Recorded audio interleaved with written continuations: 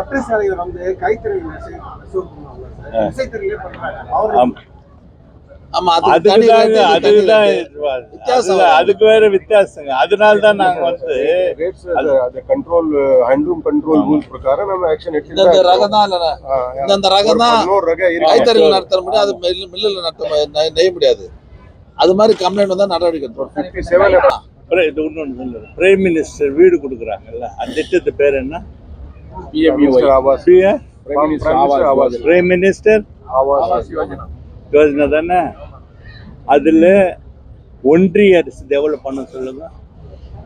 இன்னைக்கு நம்ம கொடுக்கறதுல பணத்துல அவன் 70,000 ரூபாய் தான், 72,000 ரூபாய் தான் அவங்களுக்கு. நம்மது 170 ரூபாய். பேரு அவருக்கு அது இல்ல,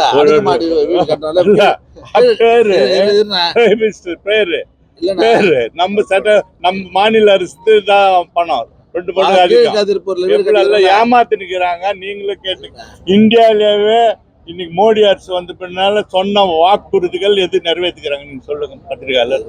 அந்த முதல்ல வந்தப்ப சொன்னார் 15 லட்சம் கொடுக்குறோம் ஒரு இதுக்கு அனுப்புனாரா? வேலை வாய்ப்பு 2 கோடி மனுக்கள் கொடுக்குறாங்க, கொடுத்தாரா?